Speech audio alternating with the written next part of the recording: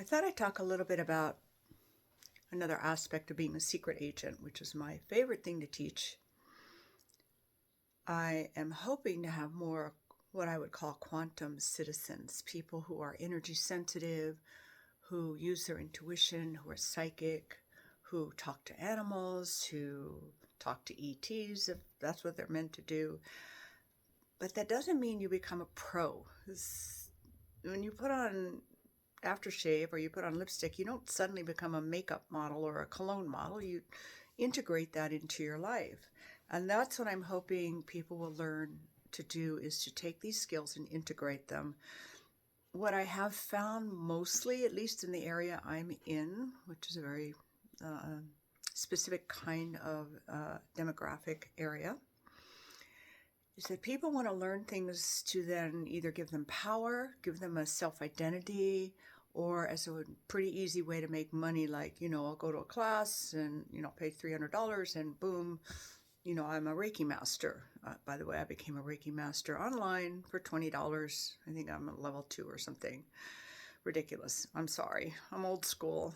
I do believe in a true transmission or true development of your skills. Even if you have natural talent and skill, I still think it's a good idea to hone it and get better at it. Plus, to be a good secret agent, you have to be good. Your health has to be good. Your mental health has to be good. Your body has to be good. You can't just run around. I guess you can. You can run around waving your magic wand and not have a really good human life going on, but I don't encourage that. I want to talk a little bit about remote healing and how to practice this stuff. And what's so interesting, again, out here, I will teach this material and then people will call me and say, my tree is dying in my yard and what should I do? And, oh, hire me. Yeah, I could do that to make money, but it's like, you learned this stuff. So why don't you give it a shot first? And then if it doesn't work, sure, call me. Absolutely. One of the ways you can practice remote healing, you need a friend of some kind. They don't even need to be in state. But one of the best ways I like to do it is I make a little form on the floor with pillows. One pillow for the head, maybe 3 pillows for the torso, pillows for the arms, pillows for the legs, etc. And then you treat that like the body. And the reason I like to do that is you tend to get more engaged with that form and it relaxes the mind, and also it's fun and you're not thinking about, is this the heart? Is this the base chakra? Is this their ankle? You're just working with pillows, and if a part of the body comes into your mind, then you take it. And if it doesn't, you have sort of a general area. So it's a nice, easy way to start. And I've done this in classes and it always works. When we do it in class, I have someone that the person has decided to work on, and they sit silently to the side, and we still make the pillow person on the floor. And then the person does a reading and or energy work, energy sensing. Again, I don't teach a method. I encourage you to find your own method. I have taught methods also, so that you could adapt it to your way. But kind of like teaching horseback riding. You can put people in a saddle with spurs and stirrups and a bit, or ask them to get on the horse bareback with nothing on the horse's head, no gear. So the person learns to connect with the horse and find their way of connecting and riding with a horse. And then you might teach more formal styles of riding if the person wants to do something special with horses. The same thing here. I like to teach people how to connect first, then they can find a method that they like second. So always in the class, people will work on the pillows, and then we'll say, what did you pick up? And then they get instant feedback from the person in the class. Like they'll say, this pillow here, and on one of the torso pillows. And I'll say, okay, what part of the body does that feel like to you? And then they'll stop and go inside, and they'll say, it's the hip, it's the left hip.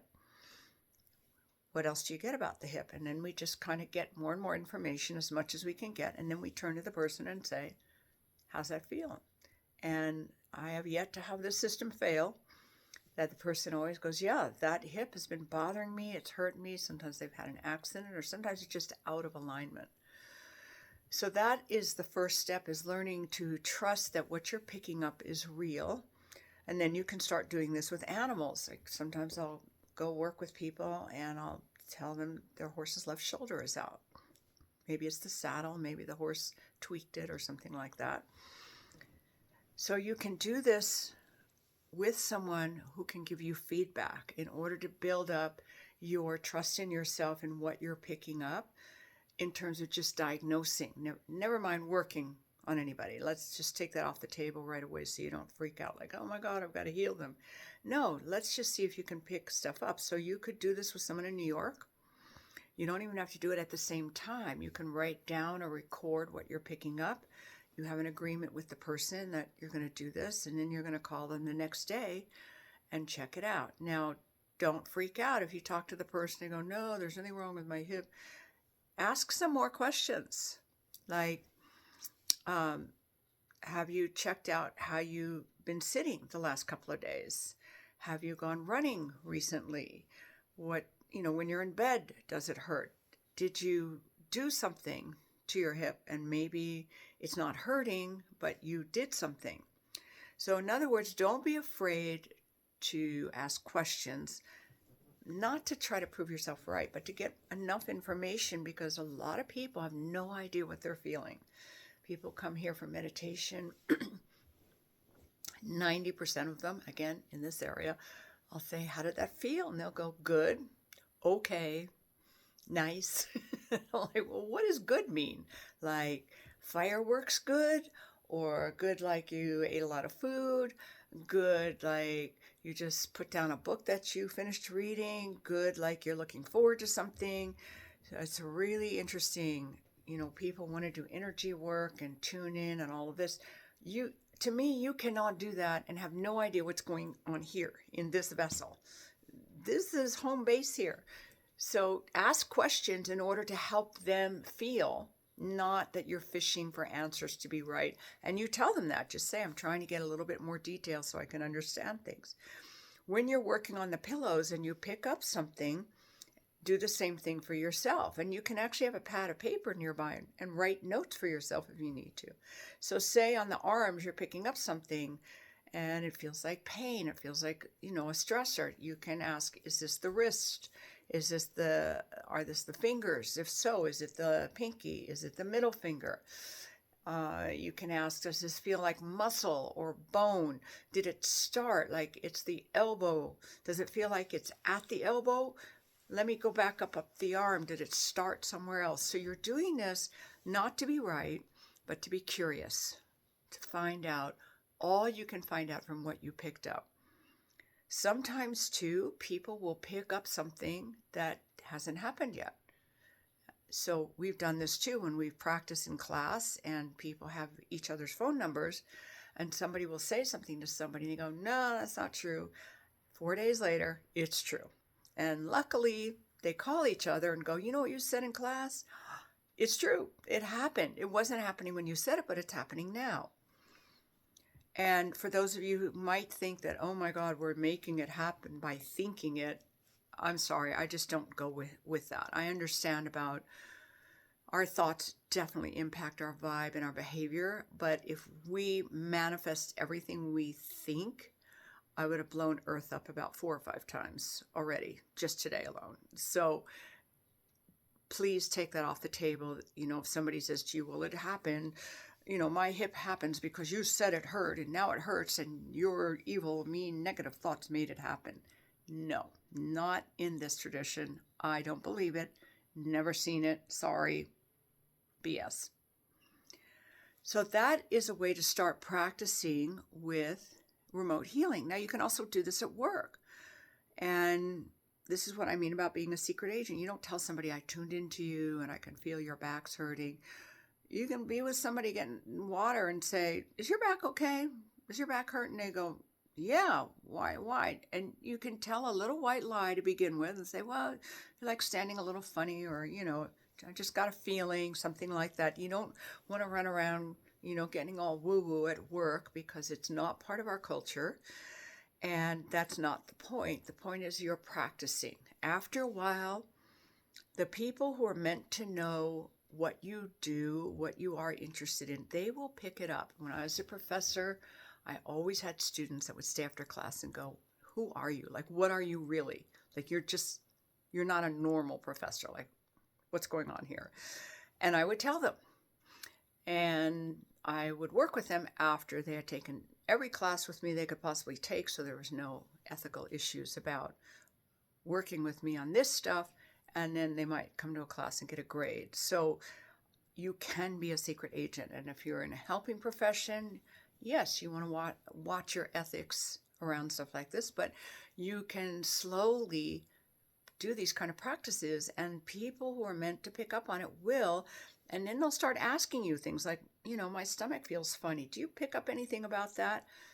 And tell them. You don't go, I'm a remote healer and, now I charge $50 for 5 minutes.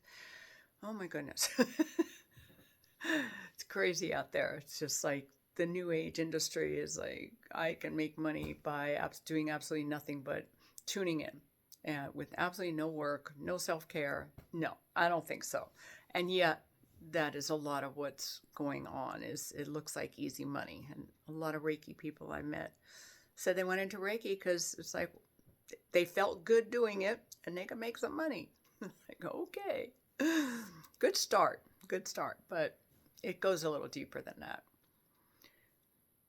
So give yourself an opportunity to learn. You can also do it with people's pets. You go to their house, petting the cat, and you ask, does your cat like move away when you pet their back?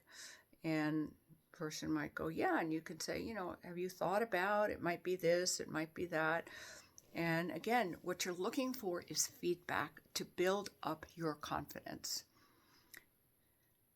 Doing healing work in front of people who don't know what you're doing, there's ethical questions around that in terms of consent and permission. So be careful about that.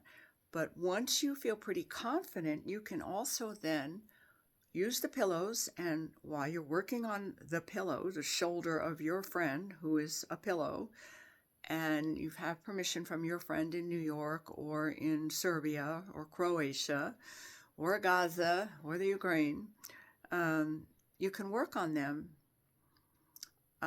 and get some feedback. I used to work with a remote healer. He was in Malaysia, I was in California, and I could always feel when he was doing a session on me.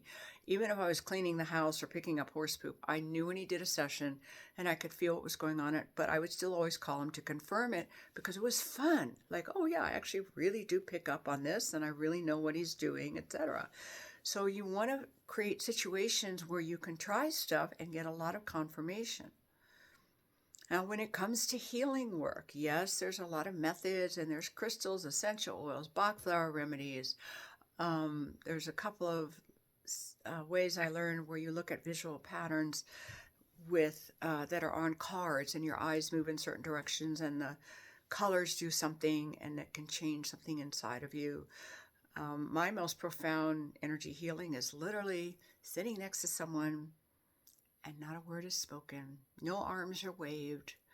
No incense is burned. We just sit there and my entire body changes. It's my favorite thing. That's my favorite thing because it's like we're just in the quantum field. And in the quantum field, everything can get rearranged literally in 30 seconds or less. So for now, again, before you learn a method, my suggestion is find your own way of working. And this is one of the reasons I teach meditation, is teaching people how to go inside and connect with the energy here, the satellite dish, and then the big energy, the broadcaster, to see what you're given to do. And when you start that way, a couple of things will happen. Aside from building up your confidence, a lot of times you'll get a guidance to do something that's just really weird. Like, I don't know, lean on their left buttocks while tapping them on the top of the head. And that's not in any system. And yet it's perfect. That's why, to me, you want to always learn the method second, because at least what I found for me, when I'm presented with a method, I try to be a good girl and learn the method and be good at the method. And I'm always trying to conform to the method instead of working with guidance within the structure, the outline, the scaffolding of the method.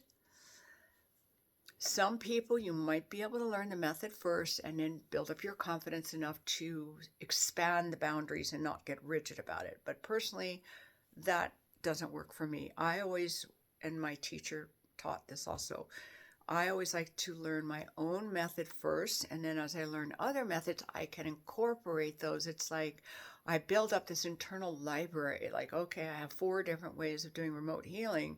Then when I work on someone, I don't pick one, it picks me. It's like whatever comes in to guide me goes into my Library of Congress, and oh, she knows all of these things. Plus, sometimes new things come in that I would have never done on my own. So, healing work, again, you could work with a friend. You can do it one of 2 ways. You can say, I'm going to work on you at 9 o'clock California time and ask them to tune in so they can give you feedback. Or you can just say, I'm going to work on you and see if you pick it up. And I want you to tell me, how you feel tomorrow morning. But you won't know what time I work on you. And then talk to them, and they might say, you know what, at 1 o'clock, I just crashed and burned and went to sleep. And you might go, that's when I started working on you. So you want to have fun. You want to be curious. You want to see what you can and cannot do. And most of all, you're learning to be a secret agent. Instead of, I am mastering this and now I'm certified and I'm a level 4 and I'm going to do a healing circle and oh my goodness. Nope, you can just walk around like a nice person, take care of your body, and help people and get permission to do it. And you can do that surreptitiously sometimes. You can ask someone if their back is bothering them, or if there's, you heard their stomach rumbling even though you didn't. And then say, would you mind if I did a little energy work? And because it is possible to actually do, quote, nothing, to look like you're doing nothing and profoundly change people. For those of you who heard another one of my podcasts when I talked about Walter, but I actually think his name is William, who used to take me into the field, taught me how to go into the field. And literally in about 30 seconds, my whole body would change. So you can help somebody without having to do woo-woo stuff on the job or in a school or at a daycare or in the grocery store. This is so helpful because it means you're now running around as a citizen. You're not running around trying to be a healer, and you're not trying to be special or justify your existence. Instead, you're running around feeling connections. You're a servant of the light, that you're in Walmart and you suddenly have to go to aisle 13, and there in aisle 13 there's a little kid and mom's not paying attention, and you might be able to stand next to them and something might be able to happen. And then you walk away and you will not get applauded and you will not get a medal and you will not make a video. You know how people make those comments. They're really true. How is it that you happen to have a production crew while you are rescuing a homeless person? How did that just sort of happen? Or an animal? So no social media. Just run around and be a good citizen and let the light use you. And you can always say no, but you become a servant of the light by taking care of the vessel, always having one foot in the quantum world and one foot in the earth world, so you can pay your bills, stay healthy, eat good food, and then when spirit needs you, there you are. You're available.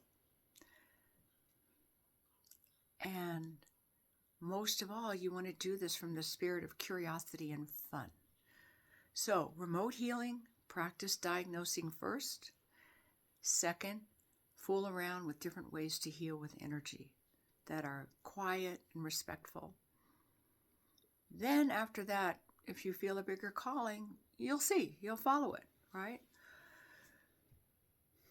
In the meantime, just remember, you can be a quantum light worker and pick up garbage, or be a janitor, or be a school aide, or be a mom or a dad, or be a dog walker. There's nothing wrong with that. It's really cool because it means you'll enjoy the quality of your life.